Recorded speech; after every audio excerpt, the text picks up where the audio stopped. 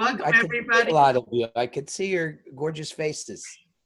Yes, Our please. little quarantine faces. Oh, NGC, woo!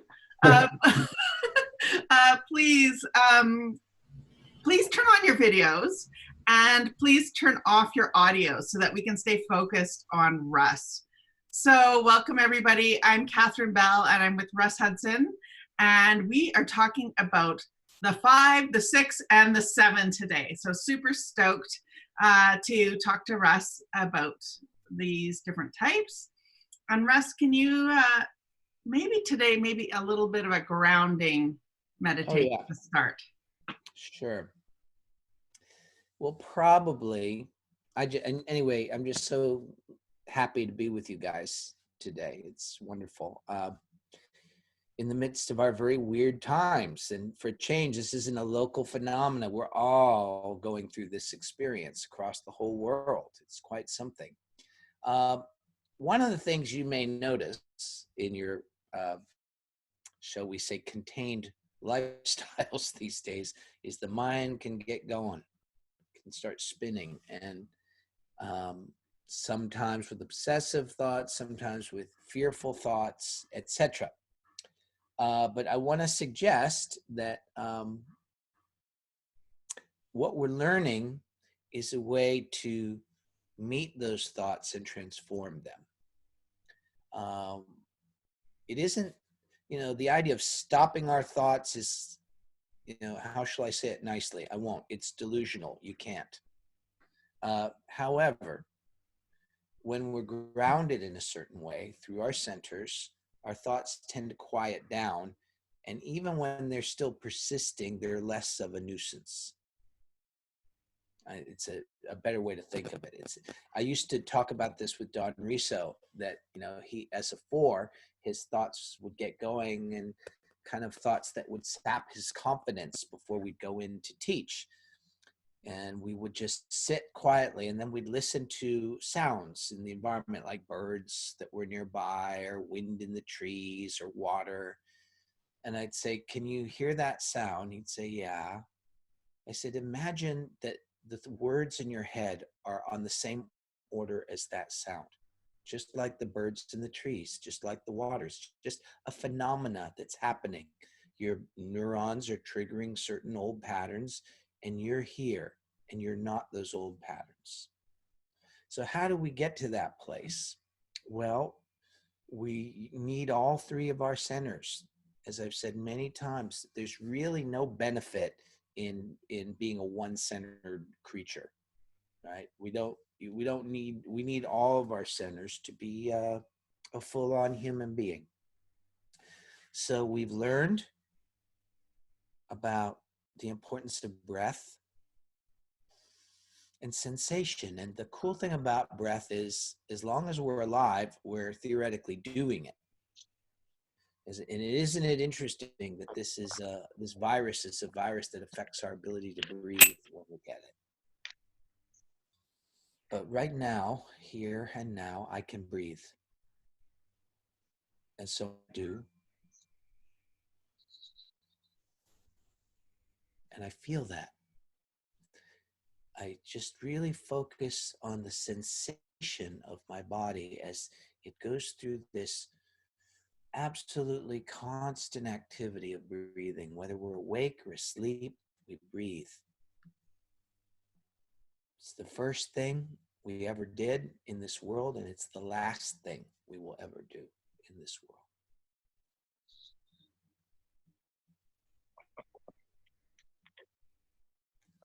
And as I'm breathing, I start to feel more sensation in my body.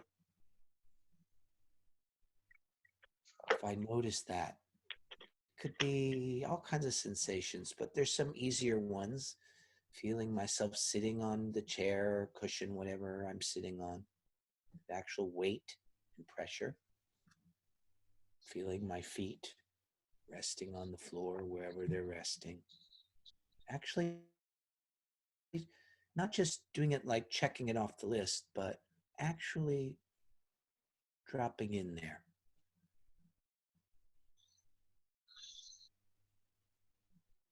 And believe me, we can spend our whole life learning how to do this well. It sounds like the simplest thing, but it's amazingly elusive. But we keep coming back. We get a little better at it every time.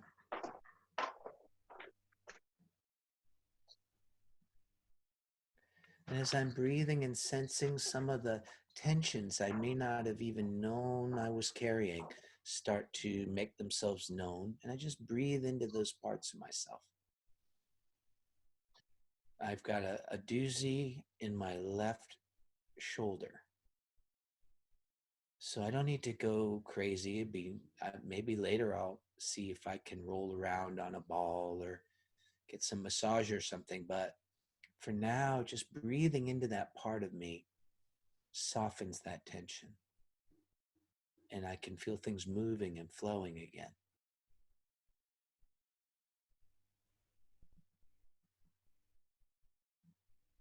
And that all that is a way of like a homing signal. Sensation calls me back home to where I actually am, to the living temple of my body, this very sacred space. And in that temple, a certain subtler light starts to come in, and that's my heart.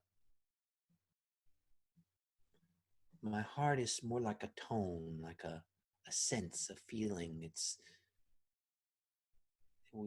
Traditionally we say the heart tastes the moment.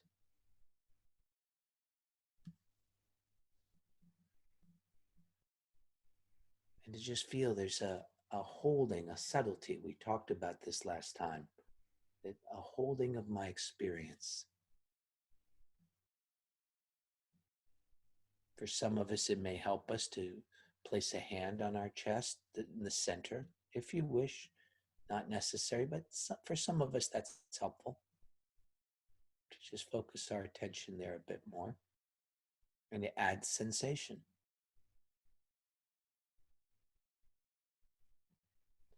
And I may notice little tensions in the back of my neck, right at the base of my skull.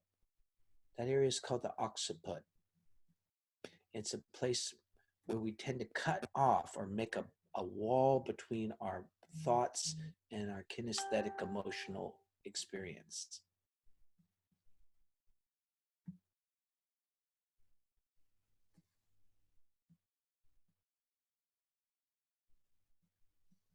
What happens if I relax that area right there a little bit? You can even move your skull around in teeny little circles. It's just our skulls free float on the top of our spinal column. And it usually gets kind of crunchy around there, but just relaxing that area. And suddenly my mind and body start to feel less separate.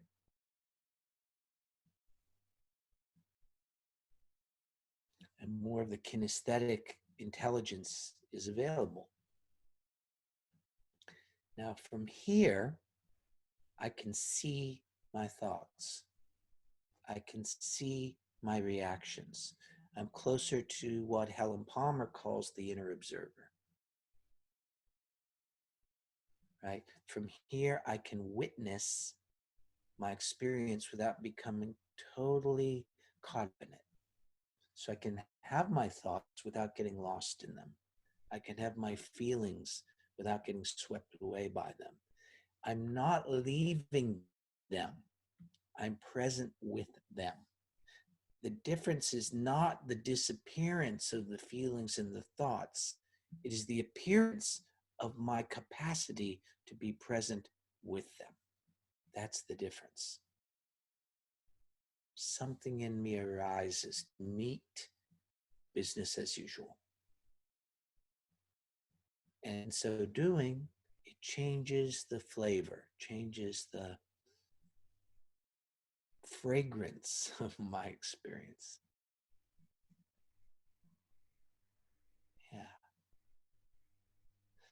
And as we look at the head center today, which from my point of view is really terra incognita for a lot of folks. We'll see that the nature of mind, once I'm really here in my body and heart, is, as many spiritual teachers tell us, an experience of stillness, experience of quiet, even silence.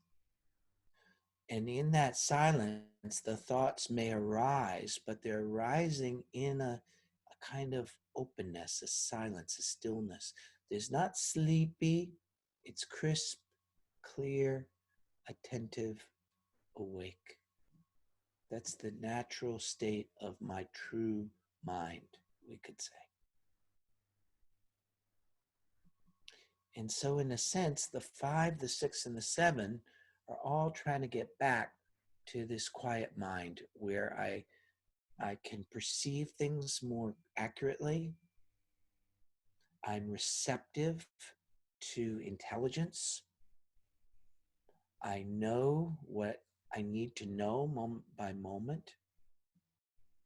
And there's this strange phenomena that the more I have this quiet, the more knowing kind of comes to me. And Don Riso and I called this guidance, that we start to receive a kind of spontaneous intelligence and wisdom, which we call guidance,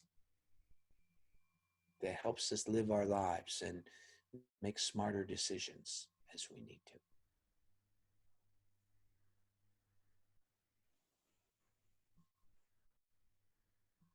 So thank you for joining me in that little transition. So let's look at the 5 Enneagram points connected with the head center, and we'll see something about how that relates to this more whole sense of wholeness that we can have as human beings when we remember. Mr. Kerchief used to call the practice self-remembering. And once you get a taste of what it is to come back to your centers, you start to understand what self-remembering means.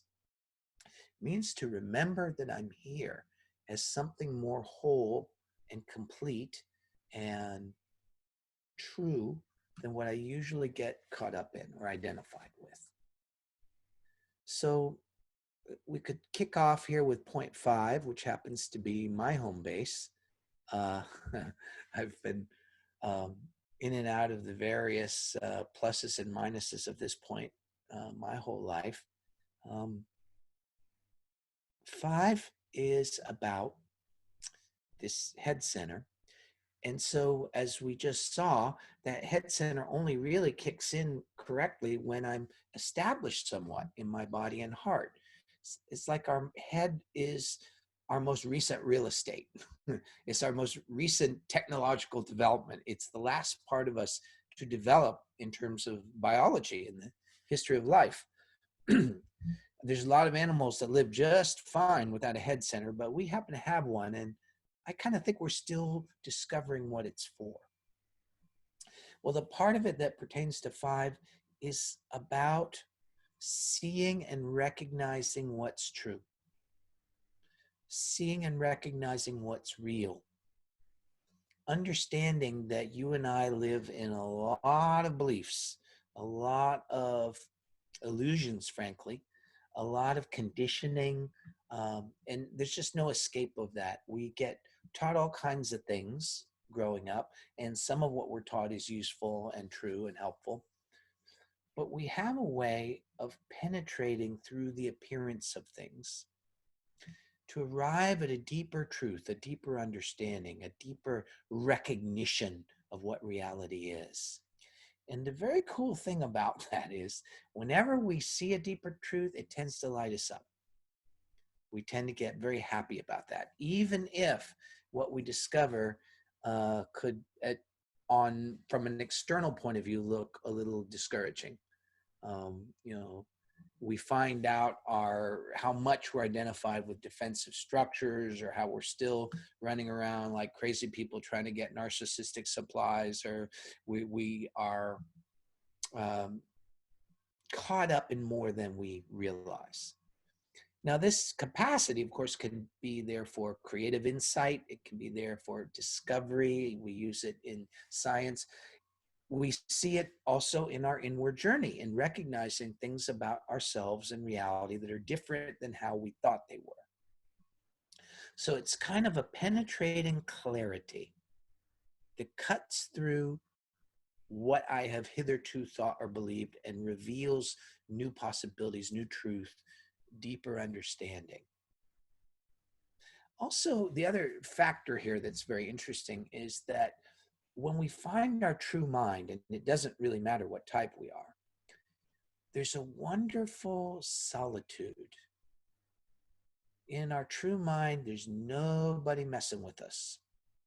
There's no one interfering. There's no one crowding us. There's no one putting their agenda on us. And so that solitude is a kind of very important component of our soul. And even if we're a relational person, we still need some time in that solitude. You know, when I talk with my dear Enneagram 2s, who by external consideration would look like the most relational type, the type for whom connection is most important, all of them also report to me how important it is that they have some time for solitude. And it isn't just the introversion thing of needing to recharge my battery, although that can be true too. It's just the soul seems to need. And look at how many spiritual practices are about finding a kind of solitude, you know, the peace that passeth all understanding, right? I think there's a way that we tend to get some of that every day, even if we don't bother to remember that we need it during the day, and that's deep sleep. When we have deep sleep every night, and during that time, it's just complete silence, stillness. There's nobody there, and doctors can tell us that if we don't get any deep sleep, we'll go crazy and eventually we'll die. So it's pretty important.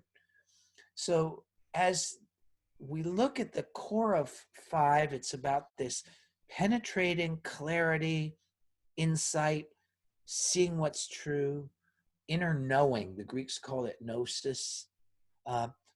Both is seeing what's true, but also seeing through the stuff I thought was true that maybe isn't the way I thought it was. If we really want to awaken and change our life, we're going to be busted over and over again. We're going to keep finding out that things are different than how I thought they were.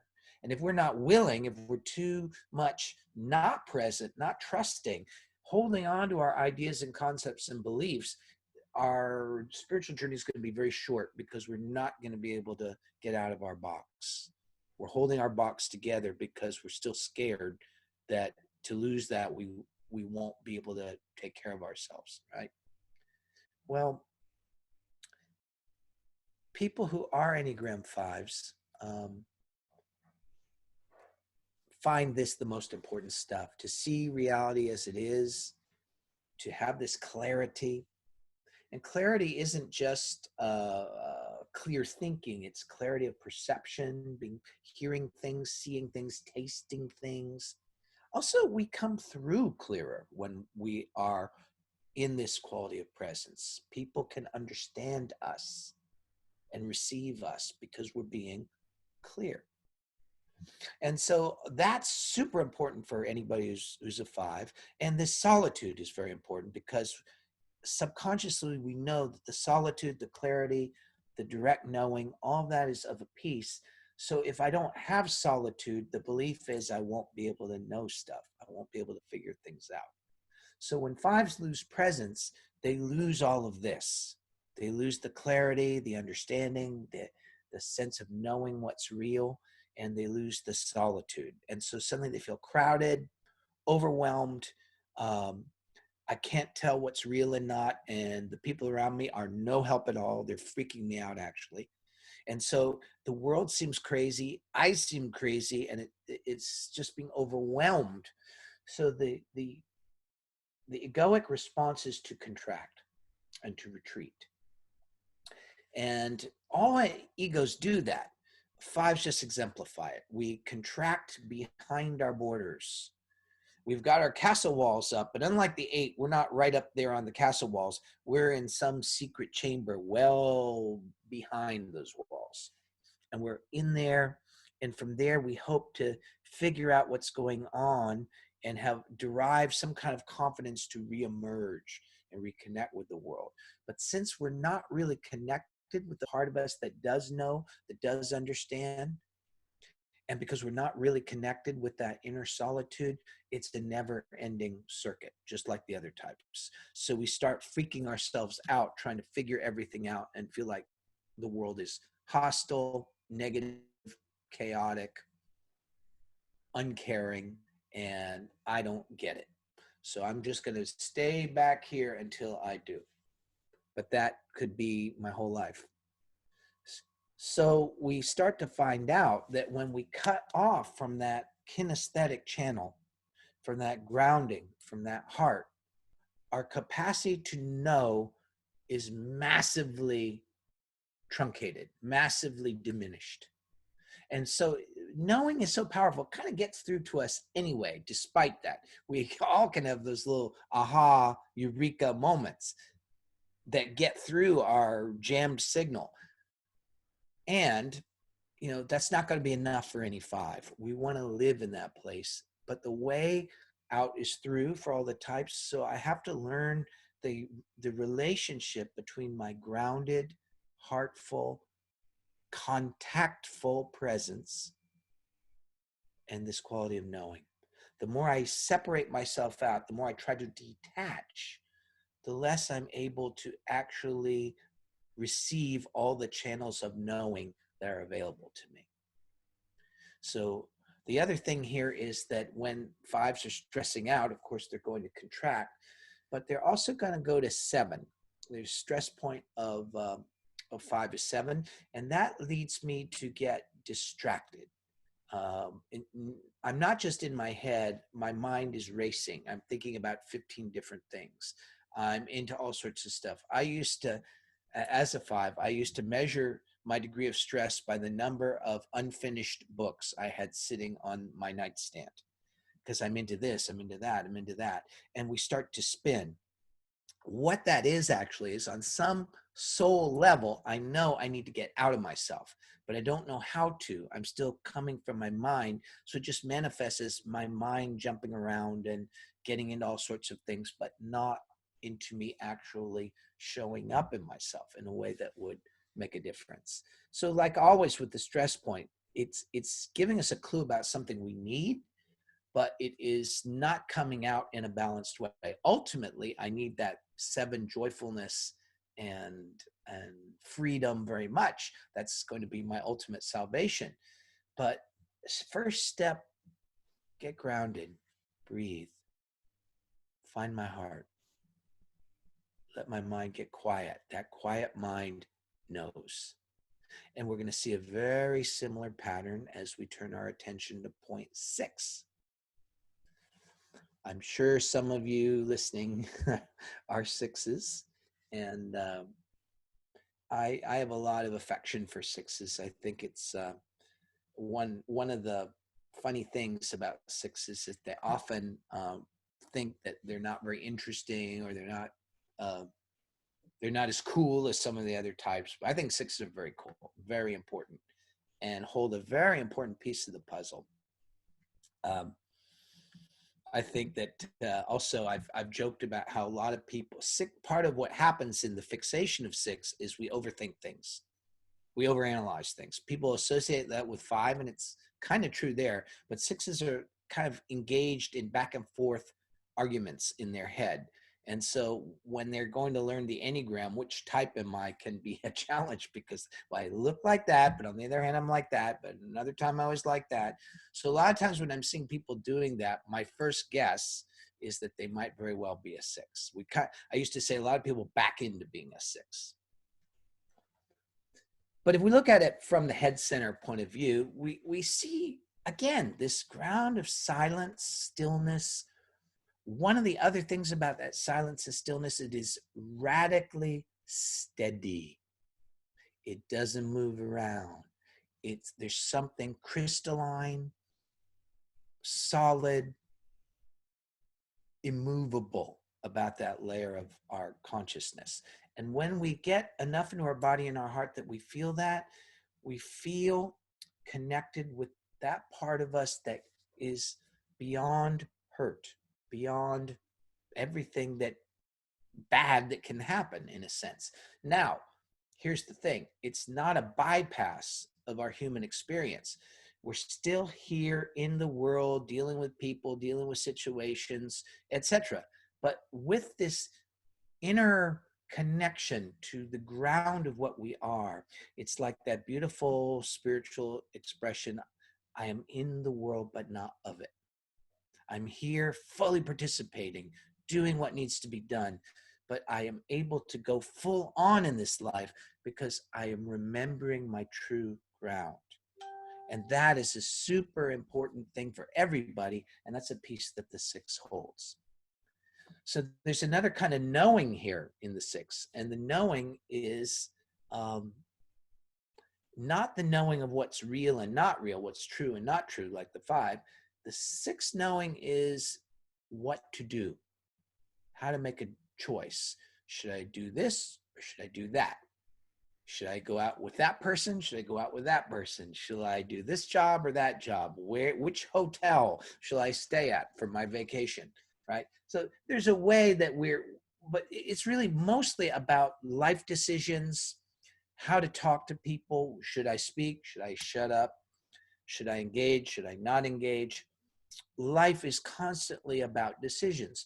When I'm not present, and here's where Enneagram kind of plugs in with the Course in Miracles. My decisions are made by my imprints and patterns, and my imprints and patterns were created 98% of the time out of fear. And so they're defensive in nature, they're suspicious in nature, and so we operate through life like that, waiting for the other shoe to drop, waiting for things to go wrong, waiting for things to not work out. And so life becomes about handling all these problems that life keeps throwing at us. When we're more present, it doesn't feel like life is coming at us.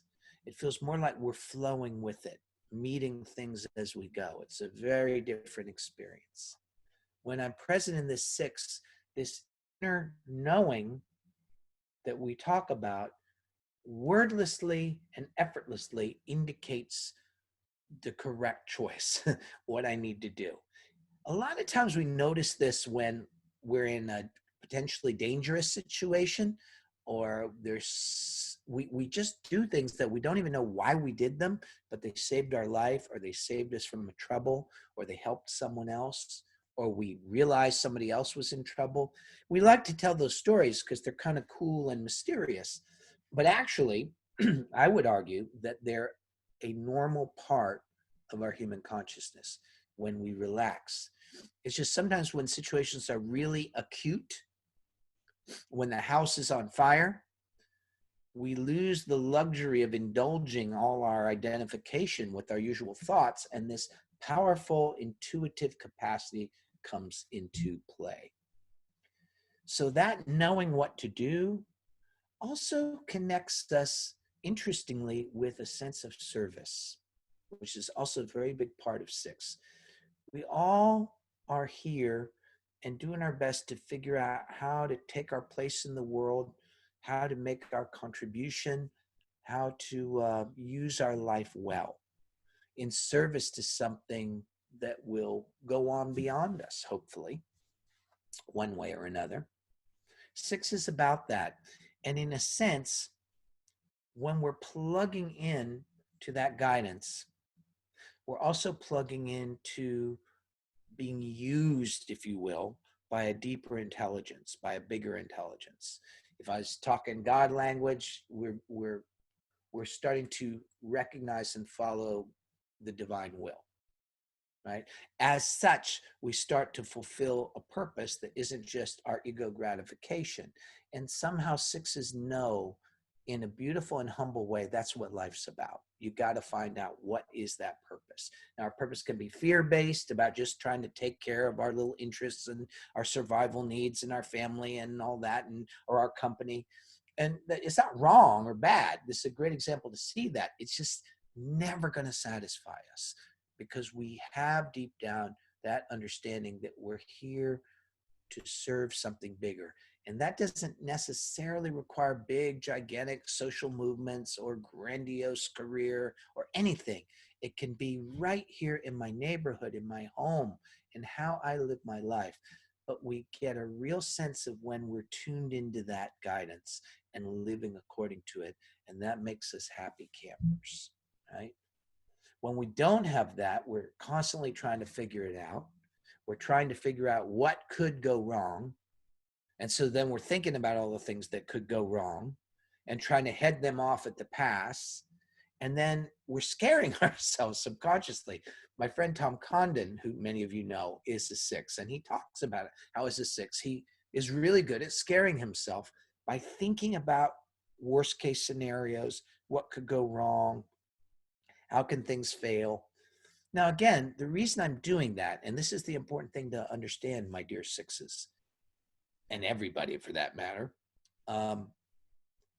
we're doing it because without that sense of guidance, we're trying to steer the ship of our life so it doesn't crash, so it doesn't founder. We're trying to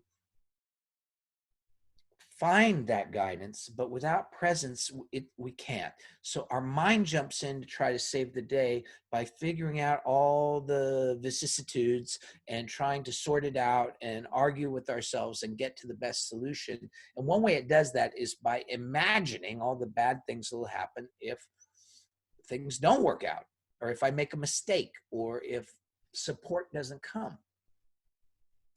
But that has the unconscious effect of keeping me freaked out all the time, because I'm literally, my poor nervous system does not know these are just thoughts.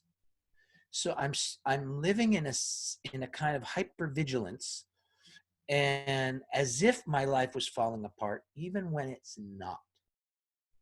And I say this now because, you know what, a lot of us, whether we're 6s or not, might be running that script during this very challenging time.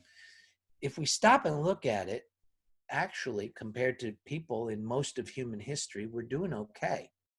We're not in a total catastrophe. And even if we were, there are resources available in us that know how to meet that and handle it with the maximum grace. We always do better in real life than we do in our imaginations.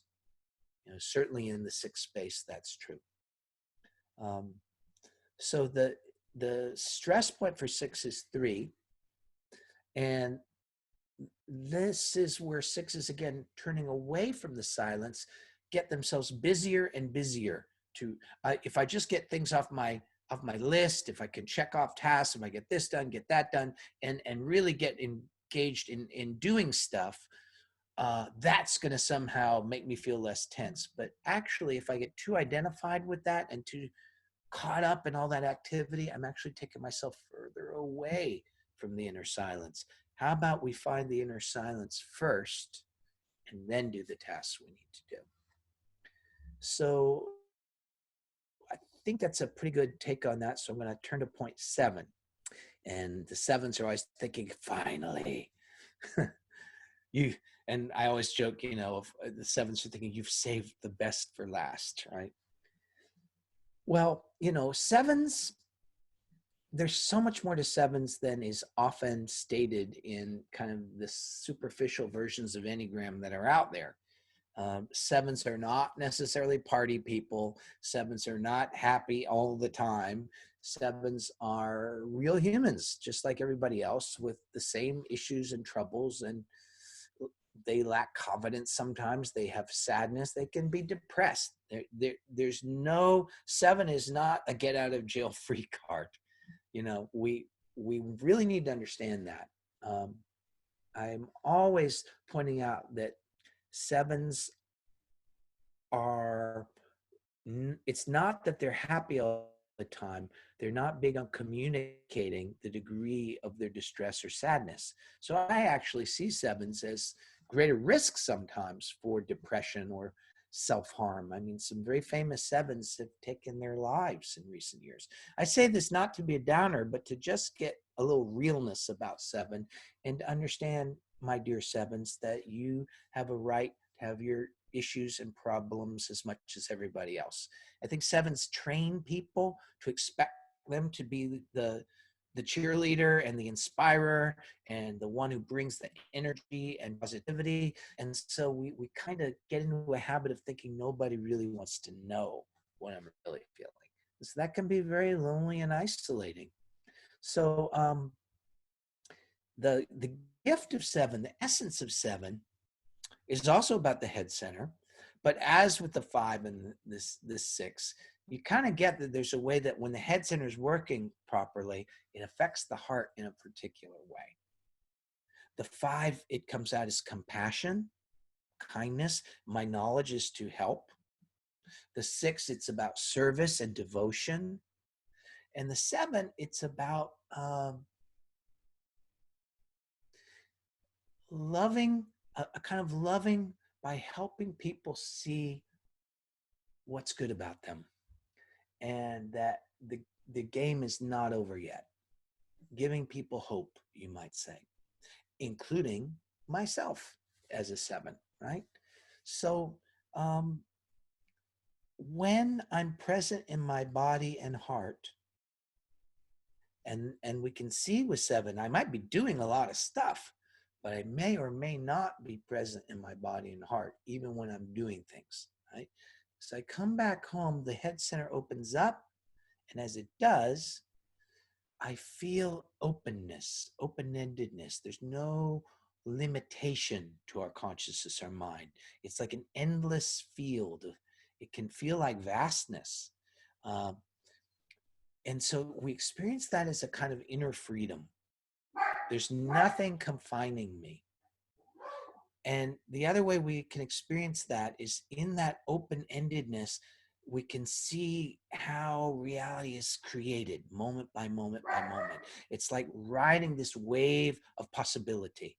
And we are right there at the juncture where the reality keeps revealing new possibilities. And as a seven, that's right where I want to be. Possibility, freedom, openness. These are all sacred things to a seven. The other thing that happens here is that there is a light to all of it. There's a brightness that penetrates of the five. There's a brightness that guides in the six. And there's a brightness in the seven that feels like positivity. It feels like yes. It feels like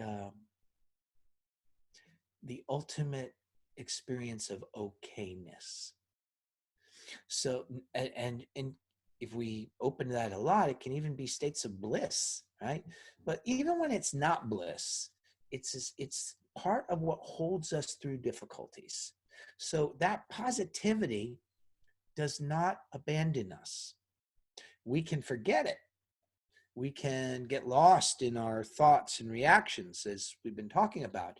But as soon as I come back to my body and heart, and my head center opens up, I feel this positivity that encourages me to take the next step, stay on the journey, stay true.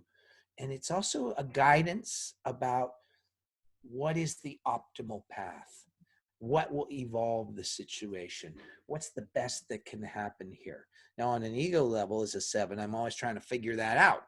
But when I just relax and listen to this inner guidance, it comes to me quite spontaneously. And that's true for everybody else too. So here, freedom, inner freedom, open-endedness, vastness, causeless positivity, which brings a kind of gratitude and contentment to the heart. Like we're grateful for our journey, for our life, for our existence. That's a pretty nice realm to be hanging in. But for the seven, the loss of presence is the loss of all that. So we start, many people will just say, well, life's tough, get over it, life is negative. It's not positive. Life, what do you mean freedom? There's no freedom. So the various cynical responses can come up. But the 7 is not going to accept that. So the ego steps in to try to create freedom, tries to create possibilities, tries to create openness, and tries to create us a kind of positivity. But it isn't the positivity that reaches my heart as a 7. It's a state of kind of excitation through that I learned as a way to survive the sad, difficult experiences I have. That excitation and sense of possibility on an ego level is more about, well, this kind of sucks, but the next thing will be great. So I'm just going to move into the next thing, which worked well enough, but it is a great barrier to being present where the real stuff lies.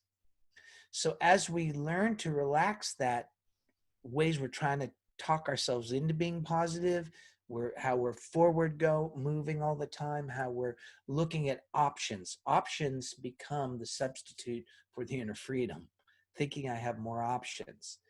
So all of that is a lot of mental activity that actually blocks out the beautiful home base of my 7ness. Now, the challenge here, like with all the other types, when I relax that interactivity, I'm going to feel what I'm actually feeling. And that can scare me because when I was a little kid, that was legitimately overwhelming. But now, as I open to that real positivity, that real openness, the true compassion and kindness in my heart all come to my rescue, and I go through it, and I become more and more able to receive the gift of this life, moment by moment, that everything becomes a kind of yumminess. Now, the 7 on stress goes to 1. What does that look like? Well, with that 7ness, I might get a little stir crazy in this quarantine situation. I might feel very closed in. I might be one of the types who's going to most acutely feel this is a loss of freedom because it seems like a loss of options. And again, I can come back to presence and find that inner freedom. But if I'm really stressing and my mind's going into 15 different things, the 1 kicks in and says, okay, we can't fool around anymore. No more fooling around. We got to get serious. We got to get disciplined. We got to make this happen. And I start to sort of get really harsh with myself. And a lot of 7s can think they're 1s because I go there in stress. I'm trying to straighten my life out and rein myself in. But because it's coming from the wrong place, it's coming from my inner critic rather than my wisdom, other parts of me are going to rebel against that. And then we're back and round and round and round. So you can feel a kind of anger and frustration and a bitterness and a kind of wanting to tough it out here. As a 7, that is a sign that you're really stressing. But also it's an indication. It's the ego intuitively understanding I actually do need to get aligned. I need to get grounded and aligned. And the part that drops out when the ego does it is reconnect with the goodness of this, back when we looked at the 1 a couple of times ago. So all of these types to our body and breath, we find this kindness and sensitivity of our heart. We let our mind simmer down. We can see and hear our thoughts. And last but not least, we're able to see and recognize our stress responses for ourselves and others. And that's our 5, 6, and 7. Thank you, Russ. Now we have a question from Allison. So Allison, I'm wondering if you can unmute and pop in, and then after Allison's question, we'll just sign off. Allison. Hi, Russ. Can you hear me? Okay. Hi. You're going in and out a bit, so I'm hoping that you can hear me. Yes, I can.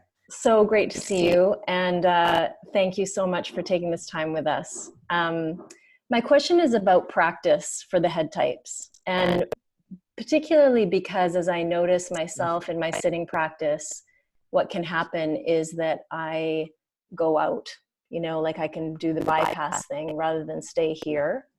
And I know that my access point is through the body and through the heart, and yet I notice how much I'm often going whoosh. So I just wondered if there was a different kind of practice that you suggest for head types so that we don't do that, and so that I don't do that as much. Yeah.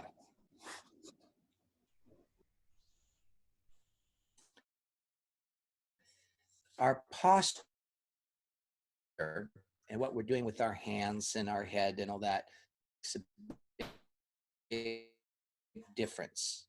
And I find that while that seems like minor details, for the head types, it's particularly important. So it really depends. Can you hear me now? I got feedback. I was cutting out. There are postures of openness where my palms are up and out. There are postures of containing my energy in different ways. Like if you in Zen practice, you have your hands, your arms touching like that. There are different practices that where you keep something that's like a line of sensation. And you notice you're going out, you lose the sensation. So there are various and things you can do that will help with that.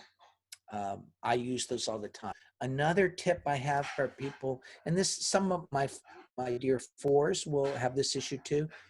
On N9s, close our eyes, and then the three-ring circus begins. So some mornings, if I'm sitting, and I have to pay attention because each time I sit, we have to be skillful in meeting how we are that morning. If we're kind of sluggish and heavy, that's one thing. Some mornings we're kind of agitated. What will help me balance what's happening? So it isn't just an automatic robotic thing that I'm doing.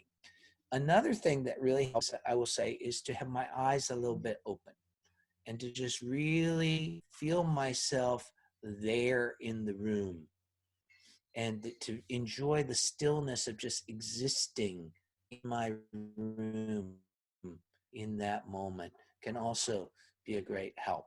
So things that establish a kinesthetic return point and eyes open can help. And also sometimes you just got to ride it out. Sometimes, I work at this, that, and the other thing, and my mind is just revving. I just have to be more patient. And and that's sort of a moment where I'm establishing who's in charge here. If the mind and the thoughts say, well, that's enough meditation now, let's get up. And that's going to run me the rest of the day. But if I say, thank you for your vote, and I'm going to sit here another 3 to 5 minutes.